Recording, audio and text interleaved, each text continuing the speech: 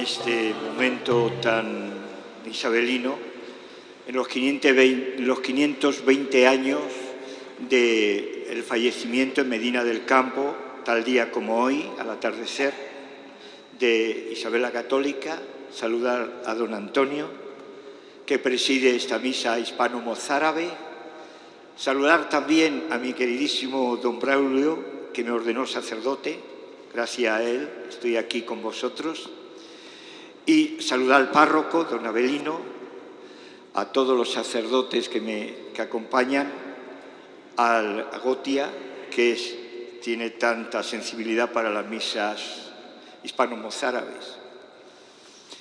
Deciros que para la Comisión de Isabel la Católica soy el responsable del proceso de beatificación, de canonización de ella, y para la diócesis de Valladolid, que es donde se lleva, es un honor espiritual el compartir esta misa hispano-mozárabe con todos los que llenáis este templo tan bellísimo. Yo no lo conocía, es precioso, aquí en Madrid, templo dedicado a la Inmaculada Concepción de la Virgen. Hay una pregunta que todo el mundo hace: ¿cómo está el proceso de beatificación, de canonización de Isabel la Católica? Deciros que está terminado, con milagro, pendiente de estudiar, que nuestros trabajos, donde está brotando muchísima devoción, sobre todo en América y en España, por supuesto, es el llevarla en la devoción de los corazones de toda la gente que sienten a una mujer que, como sabéis, en los funerales, y termino ya, que se le hicieron en Roma, porque la capital de Castilla era Roma, era una corte itinerante. En febrero ella murió en noviembre de 1504, y los funerales romanos, políticos romanos, fueron en febrero de 1505. Unos meses después se hizo ante toda la curia del Papa Julio II, que asistió, y la iglesia de Montserrat y de Santiago, y la predicación de ese funeral se le encargó al obispo de Acri, Ludovico Bruno. Se conserva todo, estamos ahora haciendo el trabajo de la traducción del latín al español, y en aquel sermón que hizo ante toda la gente romana, reconoció y la nombra varias veces como Santa Fémina, Santa Mujer. Este es un documento que lo hemos descubierto no hace muchos años. Quiere decir que en esos funerales ya la consideraron Santa Mujer. Pues que Dios, que es el que nos da nuestros santos, en los momentos que más lo necesitamos. Yo creo que Isabel la Católica es un ejemplo de mujer creyente, mujer honrada política y una mujer que defendió por encima de todo al indio. Y con ella nace una nueva raza, la nueva raza del mestizaje. Que Dios os bendiga a todos. Mis queridos hermanos y hermanas en el Señor, si hacemos memoria de la reina Isabel, celebrando el memorial de la salvación por excelencia, pues tenemos que subrayar en ella que lo que le interesaba era el alma, sobre todo. Hay un autor, un ensayista alemán muy famoso en los años 50, se llamaba Reinhold Schneider, que visitó el Escorial, siendo un joven profesor inquieto, con dudas de fe, de origen más bien luterano, y que en el monasterio del Escorial se convierte al catolicismo. Escribe un libro muy hermoso sobre Felipe II, que lo titula Religión o Poder. Y decía él que en ese libro, y dice en ese libro, que lo que le interesaba al rey Felipe II, por encima de todo, es que sus súbditos salvasen su alma. Me parece que esa tesis respecto a Felipe II, de ese alemán, sobre todo en España no tanto conocido escritor, pues que se puede aplicar a Isabel la Católica de forma eminente, de forma santa, porque toda su vida estuvo marcada por decir sí a Dios, por ser una creyente por encima de cualquier otro título humano, de cualquier otra cualidad humana y de cualquier otro objetivo humano. Se podría añadir incluso más, que su obra, sobre todo de reina, tanto en la política interior como en la política exterior, pues estuvo marcada profundamente por ese objetivo. Bueno, primero, el de salvar su alma, pero que sus súbditos pudieran salvar su alma, lo cual no estaba en contradicción con el bien y el bienestar del cuerpo, o la justicia que vive y que se debe vivir entre los hombres. Ella no era una mujer teocrática, no. Ella era una reina cristiana, católica, que sabía bien que el reino de este mundo, el reinado de este mundo, no era la Iglesia, no era un ministerio en la Iglesia y de la Iglesia, no era una representación de Cristo Rey. Celebramos la fiesta el domingo pasado, pero era un servicio, al final sobre todo de su vida, de su biografía personal, era un servicio a Cristo Rey, al Cristo Rey que renueva la creación, que redime al hombre y que nos salva. La conquista de Granada, el final de la Reconquista, pues tiene que ver con esa preocupación suya y de siglos de historia de la España que vuelve otra vez a recobrarse a sí misma y a encontrarse a sí misma, esa España perdida de la que hablaban los padres de la Iglesia hispana en ese periodo dramático de la invasión musulmana, ¿no? Los llamados beatos, ¿no? Pues ella quería terminar de recuperar a España para que pudiese querer, para que pudiese vivir la fe en Cristo, Padre, creador del hombre, Hijo, redentor del hombre, Espíritu Santo, que hace posible en ese misterio del amor infinito de la Trinidad que Dios nos haya creado y que Dios nos haya redimido. La conquista de Granada fue dura desde el punto de vista militar, desde el punto de vista político, pero era el final de una historia en que España quería recobrar plenamente su alma, para que sus hijos y hijas pudieran recobrar plenamente su alma y salvarse. Y España como tal también pudiera encontrar un camino de salvación en su vida temporal y sobre todo en su vida y en su futuro eterno. De esa figura que nos recordaba el libro del profeta, el Apocalipsis y el mismo Señor en el Evangelio. En medio de las turbulencias de la historia no podemos olvidar que hemos nacido no para este mundo, sino para la gloria. Y que el sentido de la vida en este mundo es vencer al enemigo de la gloria de Dios y hacer del camino de la vida en este mundo, ya inicialmente, un camino de gloria, de felicidad y de amor. Según algún historiador, tenía que ver con el intento de liberar definitivamente a los lugares santos del dominio, en este caso ya otomano, pero un dominio musulmán. Constantinopla hacía escasamente medio siglo que había sido tomada por el Imperio Otomano. Se había convertido en una ciudad musulmana. Y todo lo que había sido la Roma de Oriente, el mundo católico del Oriente, se había convertido en un mundo islámico. Dicen que ella pensaba, o que algunos de sus consejeros pensaban, que el viaje a las Indias iba a posibilitar la defensa y la liberación del continente europeo o asiático por el este y así recuperar definitivamente los lugares santos. Lo que se encontraba fue con otro mundo y con otros pueblos que no habían recibido el anuncio de la salvación que venía de Cristo el Señor.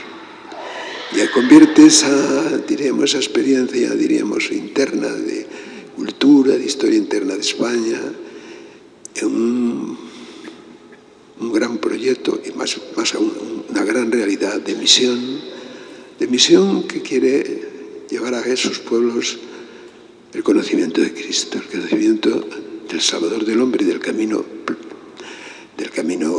claro, neto y pleno de la salvación. Y que incluye pues, también un reconocimiento de la realidad, moral, humana o moral natural, que tiene por ser hombre, por nacer. No solo por ser bautizado, no solo por haber dicho así expresamente a Cristo, sino incluso antes de decir sí a Cristo, incluso antes de no conocerlo, incluso combatiéndole. Esa teoría y esa doctrina de los derechos del hombre, que ahora nos es habitual, sobre todo desde el año 1948, cuando las Naciones Unidas, en su Carta Fundacional y luego la Declaración de Derechos Humanos, hace una lista de derechos fundamentales del hombre que la Carta no fundamenta del todo, ¿no? Pero que la doctrina de la Iglesia ha tratado de darle el fundamento en la dignidad de la persona humana como hijo de Dios. Todavía no hace mucho tiempo, el año 2011, el Papa Benedicto XVI, en un discurso famoso en el Bundestag, es decir, en el Congreso de su tierra, de su pueblo, la República Federal de Alemania, hacía un llamamiento para recuperar el derecho natural como base y fundamento del orden político y del orden social. Bueno, pues la reina y sus consejeros, a pesar de los problemas que conocemos más o menos exactamente para ese reconocimiento sin ninguna limitación de los derechos de la persona, en los pueblos, en los indios que se habían conocido y reconocido, los que habían traído a España y no demasiado bien, su forma de tratarlos y ya el reconocimiento final en ese codicilo suyo tan conocido y tan famoso a las gentes de los nuevos pueblos que han sido descubiertos y han sido conocidos, los hay que tratar como personas, como hijos de Dios. Y sí, se les puede y se les debe tratar de que conozcan plenamente lo que significa la dignidad de la persona humana a la luz del misterio de la redención y a la luz de vivir un reino nuevo, no el reino sencillamente humano, por muy santa que fuese la reina y los reyes que rigen el reino humano, sino el reino de Dios, que ya empieza a ser verdad y realidad en la tierra, y que eso era un objetivo final, que debía ser un objetivo final de la acción descubridora y la acción civilizadora, que tenía que convertirse en acción evangelizadora, en acción misionera de la Iglesia. Y luego el tratamiento de los súbditos suyos que no estaban bautizados, pues fue un tratamiento en que ese reconocimiento de fondo de la dignidad de la persona humana antes y después de su incorporación a la Iglesia y a la gran tarea de hacer realidad ya en este mundo el reino de Dios, pues que había que respetarlos, que había que cuidarlos, incluso en los aspectos más íntimos de la vida de la persona y de la vida de la sociedad y de sus reinos.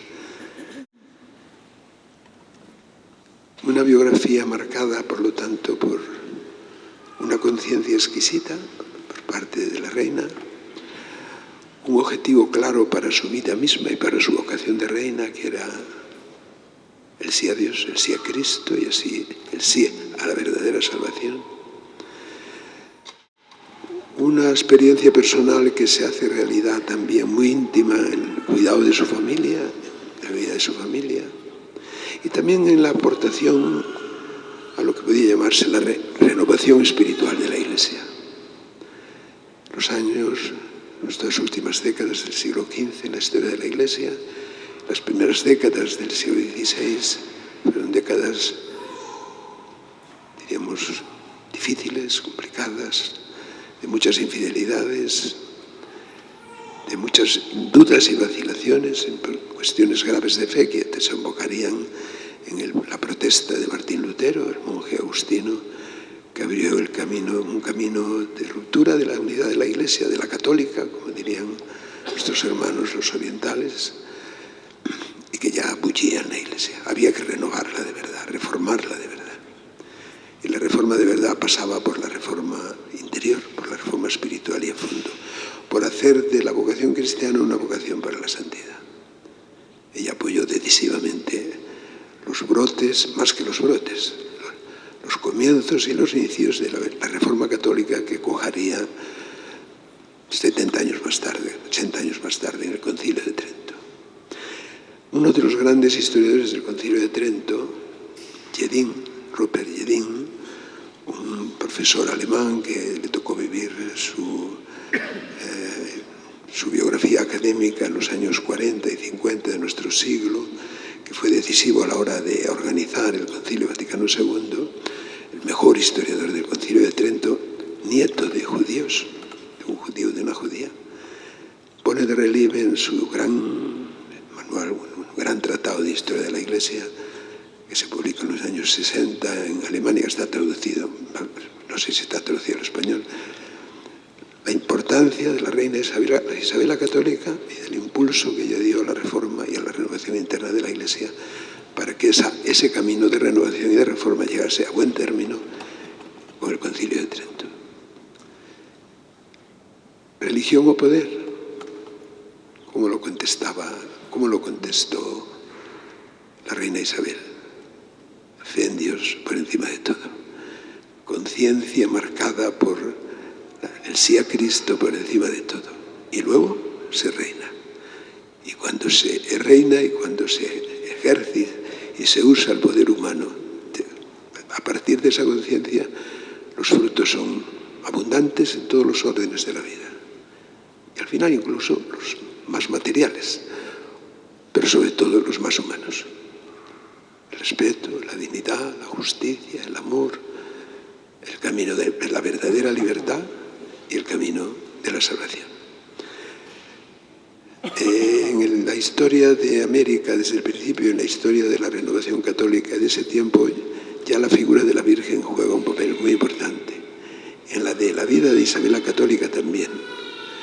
Yo creo que sus devocionarios, sus libros con los que ella cultivaba su vida interior y su vida personal, pues tenían mucho que ver con la Virgen. La Virgen es clave en la historia de la salvación. Fue la que le dio el sí al Padre, a Dios Padre, para que Dios Hijo fuera Hijo del hombre. Todo lo que hay de humano en la Iglesia es de ella. Por lo tanto, todo lo que hay de instrumento de salvación humano en la Iglesia, en su forma plena, radicalmente eficaz, que es en la humanidad del Hijo de Dios, es de ella. Y por eso también relacionar la figura de Isabel la Católica en la historia de la Iglesia de España con el papel de la Virgen en la historia de la Iglesia y en la Iglesia de España creo que es necesario y luminoso. Ella fue una madre de familia, una esposa, pero de algún modo quiso ser pues, una especie de madre de la Iglesia de su tiempo en España. Pues que su memoria nos ayude a vivir la Eucaristía de este día, la tradición litúrgica del rito hispano-mozárabe.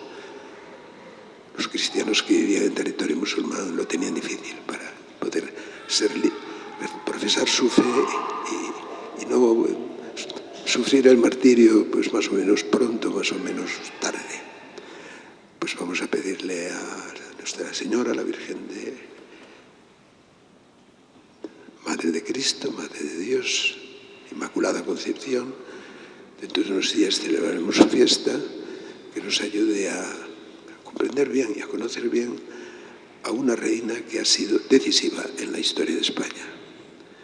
Decisiva en lo más interesante, lo más fundamental, en lo más bellísimo de la historia de España y que